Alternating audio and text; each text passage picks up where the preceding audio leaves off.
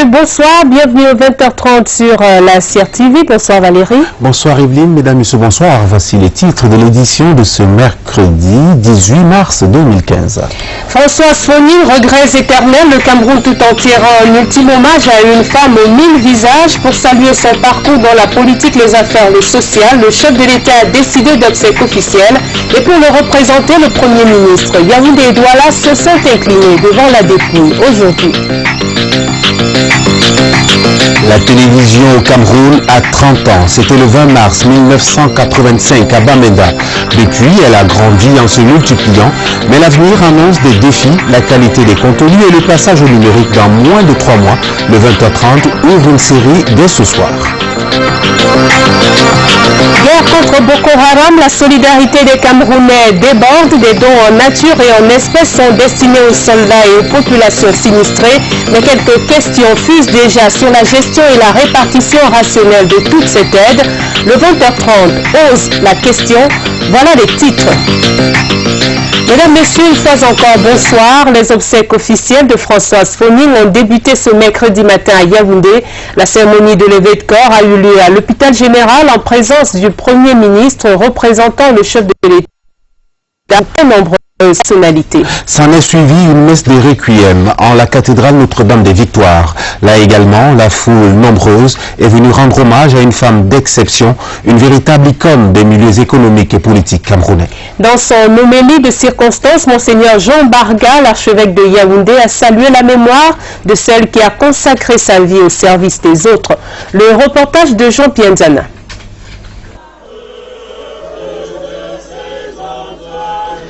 Morgue de l'hôpital général de Yaoundé, la chapelle ardente est pleine à craquer. Et oui, comme de son vivant, Françoise Fonin a encore fait foule. Et sur cette foultitude de visages se lit la gravité de l'instant. Le Cameroun pleure en effet une de ses filles parmi les plus illustres. Le chef de l'État est personnellement représenté par le Premier ministre chef du gouvernement, Philémon Yan. Pas mieux pour illustrer la compassion émue du président Paul Biya devant la disparition de celle qui comptait parmi ses inconditionnels. Face à l'épreuve, les premiers mots de réconfort viennent de Monseigneur Jean Barga, archevêque de Yaoundé. Ne soyons pas abattus, dit-il, comme ceux qui n'ont pas d'espérance. Il faut plutôt rendre grâce à l'Éternel pour le don de Françoise Fonin à sa famille, à notre pays, le Cameroun, à l'humanité tout entière, a recommandé le prélat. Belle leçon de vie pour celle qui justement n'aura vécu que pour les autres. À la cathédrale Notre-Dame des Victoires de Yaoundé, où se célèbre la messe de requiem proprement dite, les mêmes mérites sont reconnus à l'immense disparu. Et c'est le livre des Proverbes qui le peint à suffisance. L'Écriture parle alors de la femme vaillante dont les doigts s'ouvrent aux pauvres, ainsi sur la place publique, et c'était le cas ce jour. On fait l'éloge de son activité. Quelle image, quel tableau Monseigneur Jean Barga n'a-t-il pas utilisé avec le verbe et la verve qu'on lui connaît pour saisir la multidimensionnalité de la désormais regrettée Françoise Fonin. L'homme de Dieu va alors saluer en celle qui s'en va la grande royale, le baobab tropical, le modèle de la femme camerounaise, l'artisane de paix, le maire et la mère des déshérités, la chance et le bonheur des débrouillards. En un mot comme en mille, Monseigneur Jean Barga s'est incliné devant l'ubiquité de celle qui a été partout avec tous. Morte entre deux rendez-vous, a souligné le prélat, Françoise Fonin quitte la scène en plein ouvrage. Voilà qui certainement fait la joie de son maître au moment où il la rappelle auprès de lui. Le révérend Philippe Nguete de l'église presbytérienne camerounaise va joindre sa voix à l'exhortation collective pour un repos bien mérité de Françoise Fonin auprès du Père, afin que la graine qu'elle a su si bien s'aimer continue de produire du bon fruit pour la gloire de Dieu et le bonheur des hommes. Les réactions n'ont cessé d'affluer depuis le décès de Françoise Fonin le 23 janvier dernier. Des réactions portées à leur paroxysme avec le début des obsèques officielles ce matin. Cette femme de poids, véritable touche-à-tout, ne laissait personne indifférent sur la scène publique comme dans la sphère privée. Françoise Fonin était à tout le moins une identité remarquable. Sa prodigalité, sa fidélité, son opiniâtreté et sa force de travail sont des qualités qui dégoulinaient de sa personnalité. Et elle aura tout donné à son pays et au monde entier à travers ses engagements dans la politique et dans les affaires. Le RDPC, son parti, le groupement des femmes d'affaires du Cameroun, sa création et les femmes chefs d'entreprise mondiale, son plus beau succès international. Revue des réactions, c'est avec Clarisse Emilienne Tan. Françoise Phoning aura incontestablement marqué d'une empreinte indélébile la scène politique nationale et internationale. Femme de cœur, militante de la première heure, d'une fidélité à toute épreuve, profondément émue et triste, ils s'en souviennent. Quand j'ai appris sa mort, pour moi c'était comme si un tonnerre qui me tombait sur la tête. Je suis venue ici pour la ramener à Douala. J'espère que quand on arrivera à la Dibamba, elle va se lever pour marcher, pour entrer à Douala avec ses deux pieds. J'ai passé 10 années à Douala, pendant lesquelles j'ai eu à côtoyer Madame Phoning. C'est un être spécial. À tous égards, je ne voudrais pas parler de son bilan politique qui est immense. Nous avons cheminé depuis 1984 jusqu'à sa disparition. Une militante très battante. Elle a gravi tous les échelons. Et c'est une militante fidèle. Fidélité vis-à-vis des institutions. Fidélité vis-à-vis des idées qui les incarnent. Sincèrement, j'ai des larmes aux yeux. Parce que c'est vrai qu'elle était à Douala, moi à Yaoundé, mais lorsqu'on devait se retrouver dans les cérémonies, on était tout le temps assis ensemble. Pour moi, le Cameroun vient de perdre une grande dame. Elle était une personnalité, disons, universelle, parce que elle passait partout et elle était concernée par tout ce qui pouvait porter une communauté vers le progrès.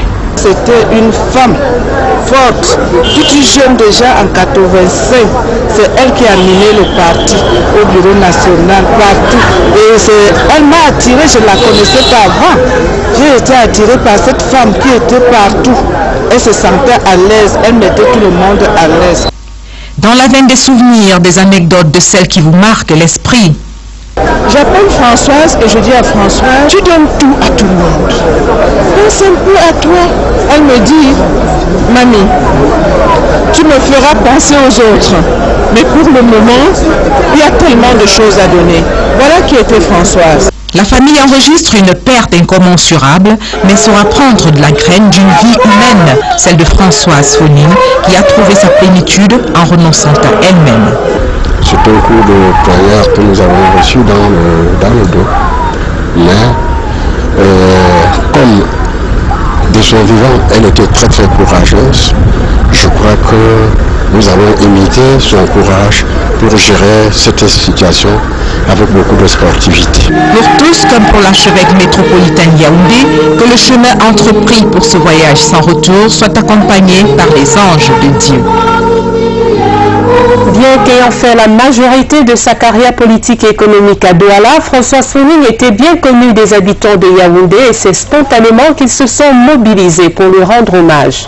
La plupart gardent le souvenir d'une femme dynamique, toujours de bonne humeur, dotée d'un charisme incomparable. Françoise Phoning savait à sa manière haranguer les foules. Yaoundé et ses habitants font les adieux à une grande dame. C'est dans ce reportage de François Dina Valdez de CIR TV Centre. Il est 15h lorsque le cortège funèbre en provenance. Françoise Phoning était à n'en point douter une femme du peuple au propre comme figuré. La suite de ses obsèques officielles à la cathédrale Notre-Dame de Victoire exigeait la présence de hautes personnalités de l'appareil étatique camerounais, mais également des populations de Yaoundé qui ont bravé un soleil ardent afin de vivre en direct les derniers hommages de la capitale à une figure emblématique de l'univers socio-politique du Cameroun. Avec tout ce qu'elle a fait pour le pays, le développement, l'emploi des jeunes, c'est normal qu'elle doit mériter ce genre d'obsèques. Et c'est normal que tous les Camerounais doivent venir vraiment l'assister parce que c'était une grande femme dans ce pays. Elle a lutté contre la pauvreté, elle a montré l'image d'une grande femme. La particularité avec elle, c'est la grandeur de ce qu'elle est. Et je crois qu'au niveau de l'État, le gouvernement a pris toutes les initiatives pour que ces obsèques soient à la hauteur. Si la mobilisation populaire escomptée ne semble pas avoir été au rendez-vous, il n'en demeure pas moins que les Yaoundéens, tout en vaquant frénétiquement à leurs occupations quotidiennes, ne sont pas restés indifférents. Nonobstant leur refus catégorique de s'exprimer face à notre objectif, ils disent avoir gardé de Françoise Phoning, qu'on appelait affectueusement Dalida, l'image d'une femme dynamique, obstinée et surtout très drôle qui réussissait à faire de ses faiblesses une force. Au moment fatidique où elle tourne le dos à la capitale et ses habitants, certains ne pouvaient cacher leur tristesse et d'autres la marque presque indélébile qu'elle leur laissera. En milieu d'après-midi, la dépouille de Françoise Phoning est arrivée avec tous les honneurs dans la capitale économique, Douala, la ville par laquelle s'identifiait celle qui est pleurée par toute la nation. De tous âges, de toutes les catégories socio-professionnelles, ils se sont massés par centaines le long du parcours du cortège mortuaire. Tous saluent l'édile de Douala 5e, la mère des Gagne-Petit, la femme du peuple. Il y avait de l'émotion à fleur de peau. La dépouille de Françoise Phoning a été conduite à la maison du parti RDPC de Bonanjo pour la veillée politique qui se poursuit en ce moment. Voici Jeanne Tchakonté de CRTV Littoral sur la déferlante d'émotions sur Douala.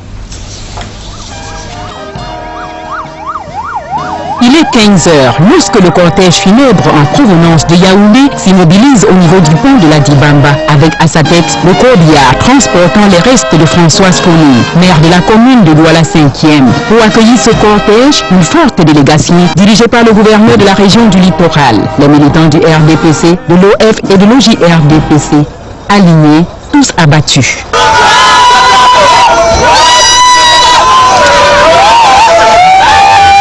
La fanfare dirigée par Marius Onana distille des airs funèbres.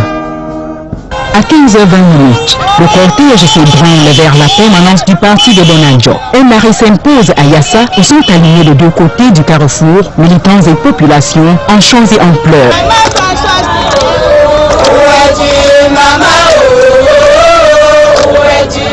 Le long du parcours, que ce soit à Niala, Lokbaba, Dokoti au kilomètre 5, les populations sortent des maisons pour honorer la Mama, la dynamique dame, par les youyous en acclamant l'interminable cortège.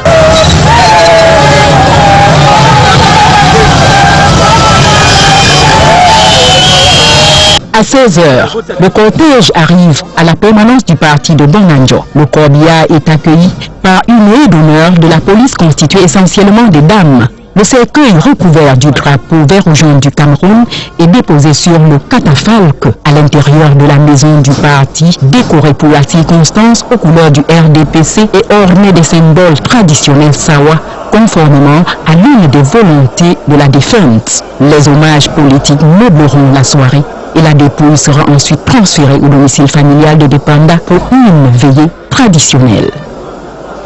Les obsèques de Françoise Phoning se poursuivent demain à Douala avec l'hommage que va lui rendre la commune de Douala 5e dont elle était maire. Nous vous rendrons bien sûr compte du déroulement de ce programme des obsèques. Mais nous parlons du Parlement, Valérie. Et nous allons justement avec cette session de mars, comme elle va au Parlement, députés et sénateurs, membres du réseau des parlementaires pour la gestion des écosystèmes forestiers d'Afrique centrale, ont ouvert la réflexion sur la réforme FONTREA. Les points d'interrogation sont nombreux sur la protection de la propriété foncière, la fiscalité, les concessions, les questions aux enjeux économiques et sociaux, mais aussi stratégiques très importants. Les parlementaires devraient avoir au final les éléments objectifs pour construire une proposition de loi pertinente. La réforme foncière devrait figurer au cœur des débats de cette session de mars. Voici les détails avec Séverin Aligambélé. Les membres du réseau des parlementaires pour la gestion durable des écosystèmes forestiers d'Afrique centrale ont entrepris une démarche proactive en mettant en place un groupe de travail thématique sur la réforme foncière. Une entité de 30 personnes dont le mandat est d'harmoniser les différents points de vue et de faciliter le processus de réforme foncière. Nous allons réajuster notre politique d'approche et voir dans quelle mesure nous pouvons avec efficience réagir par rapport à ce qui nous sera proposé par le gouvernement. Le dépôt du projet de loi sur la réforme foncière étant imminent au Sénat et à l'Assemblée nationale, les experts préparent le terrain aux parlementaires en leur donnant les axes prioritaires en matière de gestion foncière. Il y a aujourd'hui de grands débats sur le processus d'accès à la propriété. Est-ce qu'on va continuer à privilégier l'accès qui consiste pour l'État à donner des prérogatives sur le domaine national? Il y a une autre question importante, la fiscalisation. Si on procède à une fiscalité équitable, juste, ça va contrôler l'accès aux terres. En marge de cette activité parlementaire à l'hôtel des députés, la salle des commissions numéro 3 du Palais du Verre a abrité une rencontre entre les députés et une délégation de 22 étudiants de l'université de Harvard aux États-Unis en séjour au Cameroun. On a eu une discussion très ouverte, très honnête, et ça nous a permis à comprendre un petit peu le système politique au Cameroun. Auprès des autorités camerounaises et de bien d'autres acteurs sociaux, il est question de poursuivre le processus d'apprentissage. 30 ans déjà, la télévision au Cameroun a fait du chemin depuis le 20 mars 1985. Les premières images diffusées par cette technologie nouvelle provenaient de Bamenda, où le parti unique d'alors, l'Union nationale camerounaise UNC, tenait son congrès historique. Le temps de la fascination et de l'adhésion collective est passé. La CTV est devenue la CRTV, plus la loi 2000 sur la libéralisation de l'audiovisuel au Cameroun, qui a donc vu naître une multitude de chaînes. Mais la concurrence n'a pas toujours été synonyme de qualité. La production des contenus originaux et authentiques n'est pas le seul défi qui interpelle la télévision au Cameroun. La migration vers la TNT, la télévision numérique terrestre, est impérative dès le 15 juin 2015. Lucas Medundiemba. Le zapping, ce geste apparemment banal, traduit à lui tout seul le pouvoir que détiennent les téléspectateurs aujourd'hui et qui oblige les chaînes de télévision à adresser les problèmes de contenu. Aujourd'hui, il faut du contenu aussi varié que les chaînes qu'on veut lancer. Naturellement, le documentaire, les magazines et autres programmes de divertissement. Mettre en place des réseaux de production et de distribution des programmes qui soient endogènes. La coproduction apparaît alors comme une panacée pour étoffer les programmes en qualité et en quantité. Il faut compter avec un certain nombre de producteurs locaux qui jusqu'ici produisent pas mal de bons programmes. Les programmes produits puis diffusés doivent plus que par le passé être soumis à l'approbation des téléspectateurs pour garantir la pérennité de leur diffusion. La télévision camerounaise doit apprendre à respecter ses publics, leur servir ce qu'ils demandent et surtout veiller à ce que ce qu'ils demandent les satisfasse. Cela suppose des études d'audience. Mais les contenus sont en toute chose tributaires de la technologie, plus encore par ces temps de migration vers le numérique. La télévision numérique va introduire plusieurs chaînes sur le même canal. Il faut changer le réseau existant avec des équipements neufs, adaptés pour faire la diffusion numérique. Cette migration numérique appelle une mise à niveau du personnel. Les métiers de l'audiovisuel sont en pleine mutation. Les chaînes de télévision nationales doivent s'y adapter. Les personnels doivent être sur le grill en permanence, voir ce qui se fait à l'étranger, confronter les expériences afin que les professionnels de la communication audiovisuelle restent up-to-date. Mais la production des contenus efficients et l'adaptation technologique appellent des financements lourds parce que la télévision coûte cher. La suite de cette série sur l'avènement de la télévision au Cameroun demain.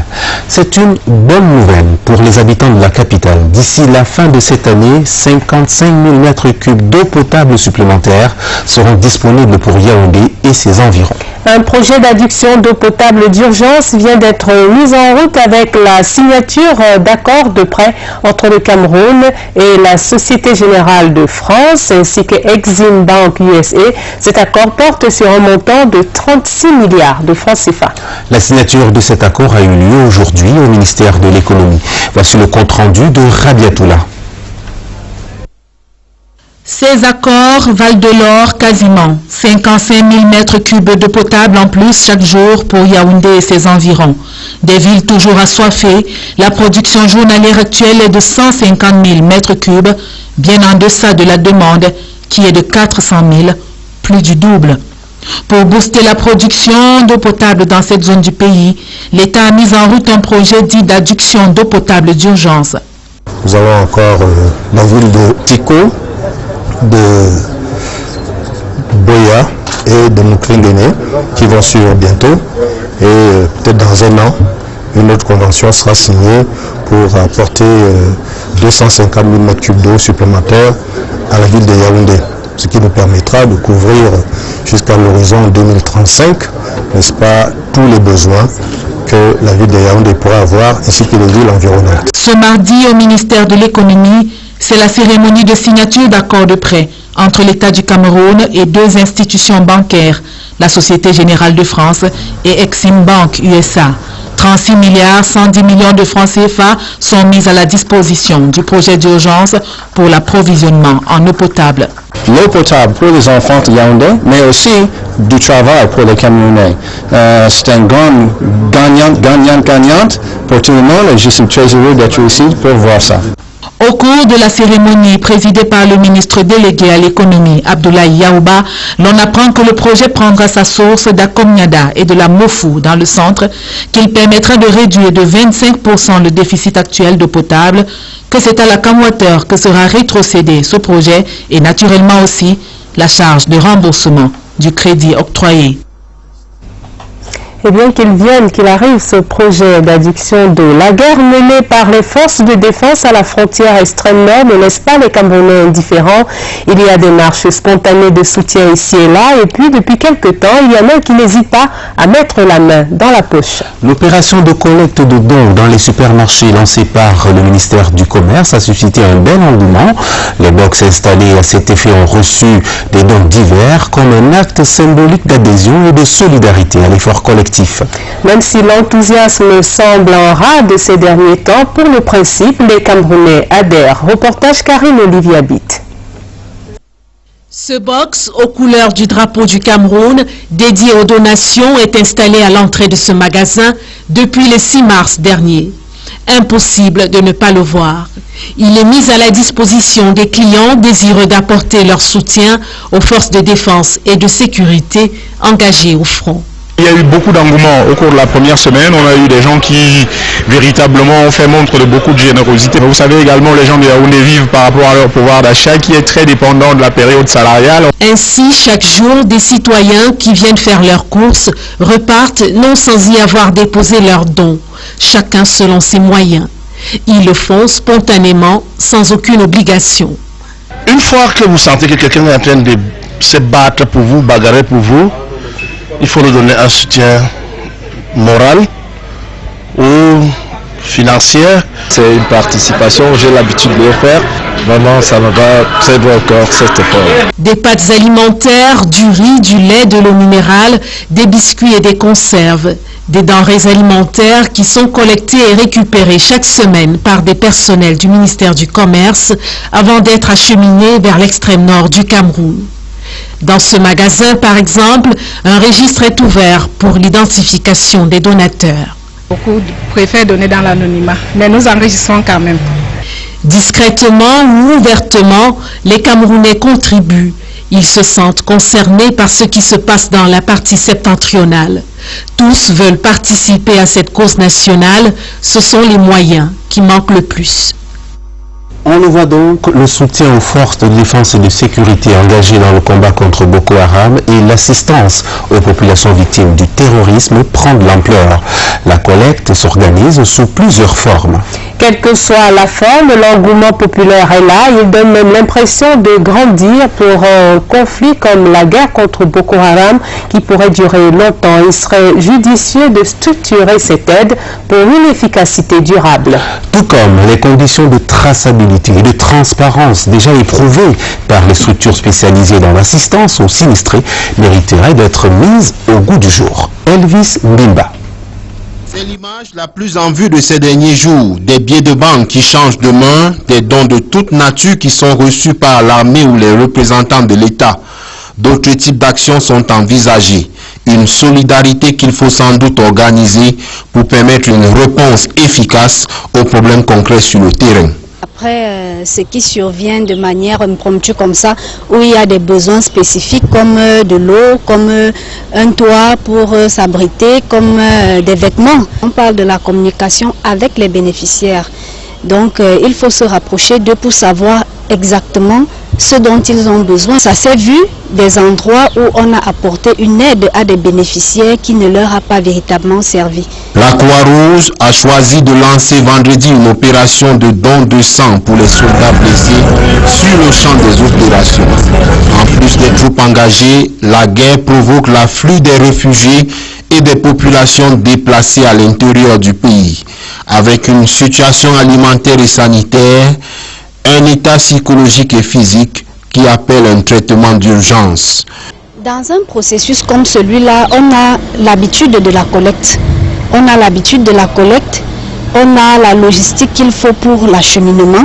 On obéit à un cadre international pour la distribution qui ne se fait pas n'importe comment. Ça s'adapte en fonction du milieu, en fonction des personnes qu'on a devant soi. Et ce n'est pas toutes les institutions qui ont cette expertise-là.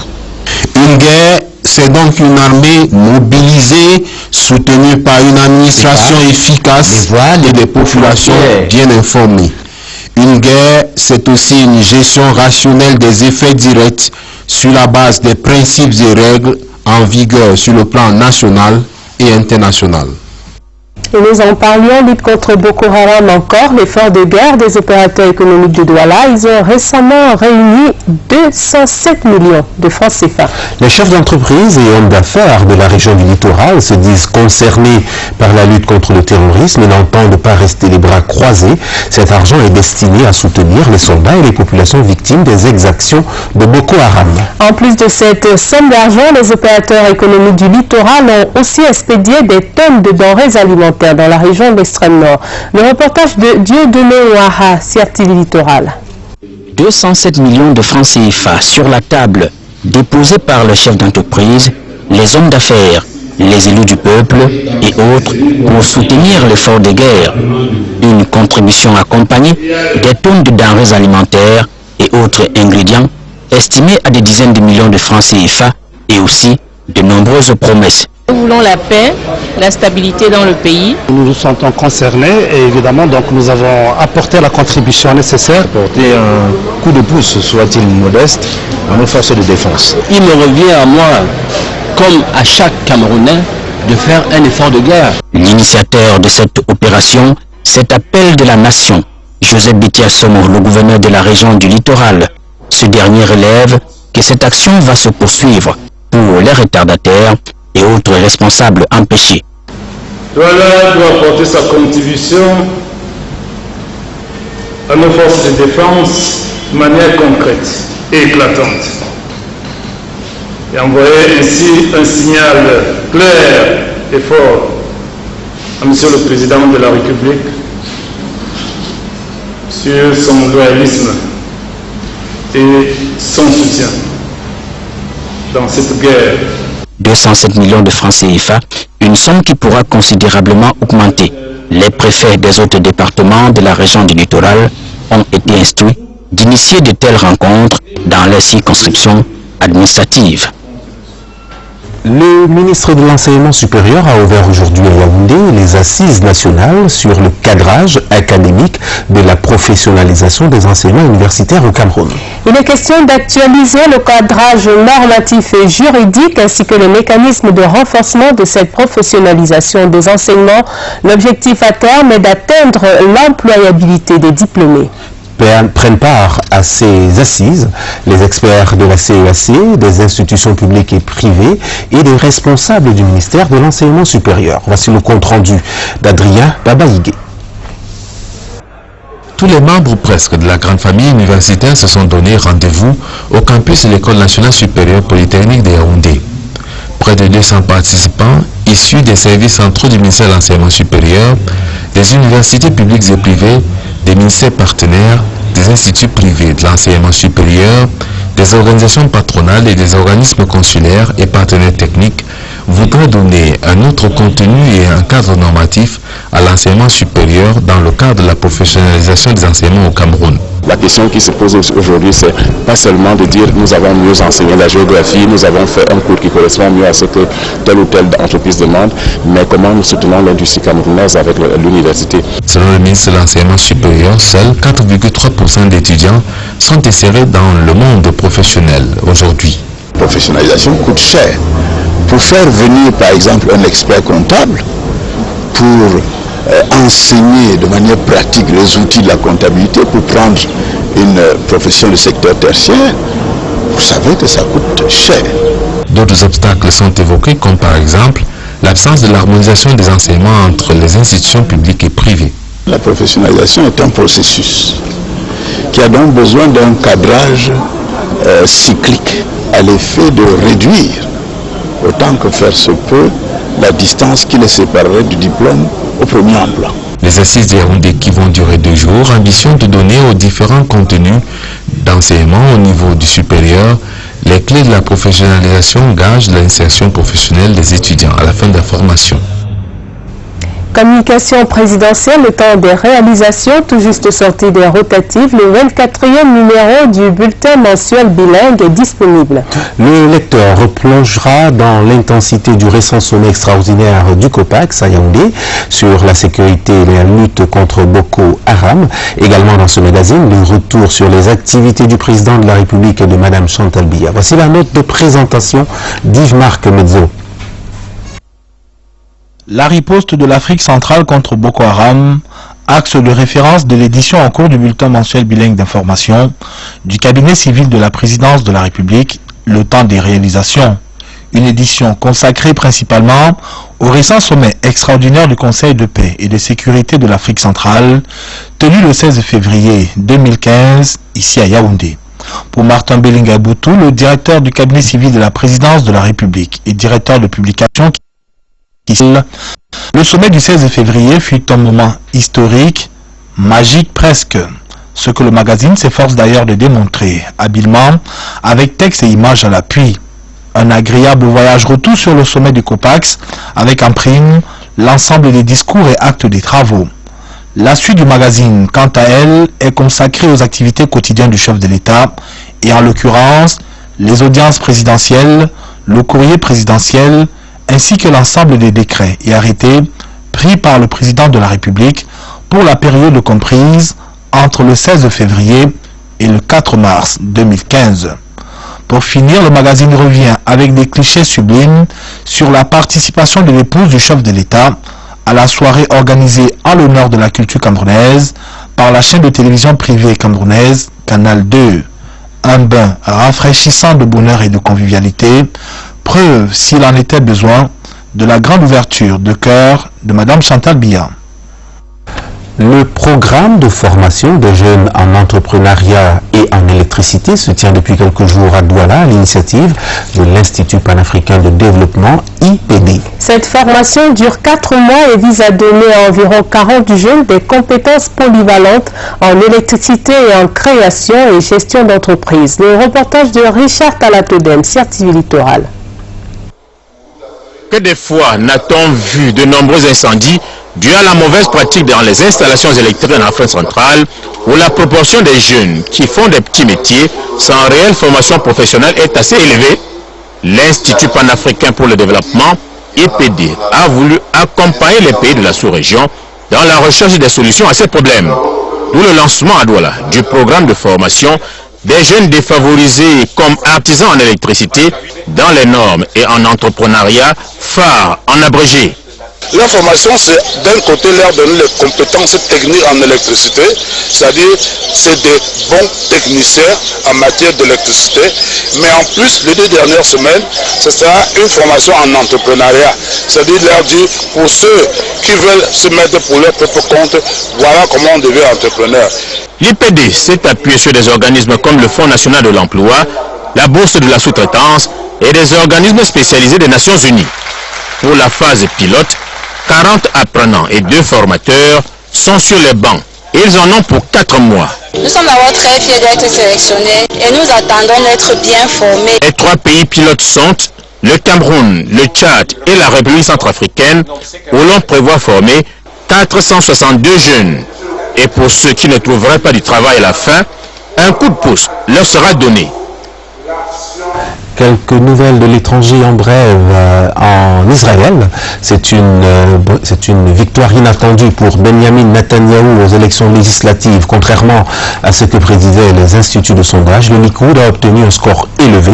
Le Premier ministre est donc en route pour un 4e mandat. Benjamin Netanyahou a promis à ses électeurs qu'il poursuivra les implantations des colonies dans les territoires palestiniens, tout comme il s'est engagé fermement à s'opposer à la création d'un État palestinien. Et plus près de nous, en Côte d'Ivoire, les 14 militaires cités à comparaître devant le tribunal militaire d'Abidjan ont été tous relaxés hier. Il s'agissait des hommes appartenant à la garde rapprochée de l'ex-président Laurent Gbagbo. Le procureur militaire et la défense ont estimé qu'il ne s'agissait là que de simples exécutants. Faute de délits constitués ou du moins prouvés, les 14 officiers et sous-officiers cités à comparaître ont été déclarés non coupables de la seule faute retenue contre eux, à savoir violation de consignes. En sport, c'était une autre belle journée pour les Camerounais du Tour cycliste. Francis Zeke a remporté sa 2e victoire d'affilée et le phénomène Clovis Kamzo Abosolo se construit. Il conserve son maillot jaune. La 5e étape de 94 km s'est étalée sur le corridor Douala-Bouya-Limbe. Le chrono gagnant affichait 2h22 minutes et 20 secondes. L'arrivée a eu lieu sur la place des Fêtes à Limbe. Le Cameroun accumule les points, une bonne option pour le classement final. Une journée au 12e Tour cycliste international du Cameroun avec Charlie Merinos Liatou. Bien avant le premier coup de pédale, le maillot jaune Clovis Kamzo Abosolo avait conscience que la journée sera difficile. Douala-Bouya-Limbe, c'est l'étape la moins longue du tour, mais la plus complexe par les obstacles. Maintenant, on prend le départ, on va essayer de contrôler la course pour essayer de neutraliser les Rwandais parce qu'ils vont chercher aussi à nous piéger pour essayer de remporter le maillot. Le coup d'envoi a été donné à Bonabéry sur la pénétrante est de Douala et dès les premiers kilomètres, les coureurs donnent à voir aux sableurs du fleuve Mungo le charme de leur métier. Ils auront à parcourir les vastes plantations d'EVA et les palmeraies de la CDC sur la moitié du trajet, avant qu'un groupe de 9 coureurs n'engage la première échappée. En atteignant la ville de Tiko, le Slovaque Palkak Joseph et le Français Médéric Klein se détachent du lot, mais ce ne sera pas pour longtemps. Lorsque le peloton rentre dans la ville de Boya, il est déjà groupé. Les coureurs camerounais ont suggéré la redoutable côte qui va de Montenguene à la place du gouverneur, environ 17 km de montée. Sur le chemin du retour, les Rwandais Abraham Ruhumuriza et Kamera Hakuzimana tentent à tour de rôle des échappées, mais ils sont toujours rattrapés par le peloton. À 10 km de la ligne d'arrivée, Limbe accueille majestueusement les coureurs pour le sprint final. Et là, Jérémy Nzeke a su se démarquer pour obtenir sa 2e victoire d'étape. La joie est débordante, aussi bien pour lui que pour son encadrement technique. Aujourd'hui, nous avions eu tous pas un sommet de Boya, où un Rwandais et l'ex-vainqueur, un Slovaque, avaient près de 2 minutes d'avance sur le maillot jaune et ils avaient déjà pris le maillot jaune. Heureusement, les autres coureurs camerounais se sont réunis au sommet et ils se sont mis à faire la chasse. Vous avez vu le cortège des voitures. Clovis Kamzo Abosolo, arrivé dans le peloton, conserve son maillot jaune avec plus d'assurance de gérer la suite du parcours. La prochaine étape se dispute entre Limbe et Douala sur 122 km ce mercredi. Ce journal s'achève à retenir Françoise Foning, regrets éternels. Le Cameroun rend un ultime hommage à une femme aux 1000 visages. Pour saluer son parcours dans la politique, les affaires et le social, le chef de l'État a décidé d'obsèques officielles et pour le représenter, le Premier ministre y était. Et Yaoundé et Douala se sont donc inclinés auprès de la dépouille de Françoise Foning aujourd'hui. Les obsèques se poursuivent demain, vendredi et samedi, jour d'inhumation. Mesdames, Messieurs, bonsoir et merci de votre bien aimable attention. Bonsoir Evelyne. Bonsoir Valérie, mesdames, messieurs, merci de rester sur notre antenne.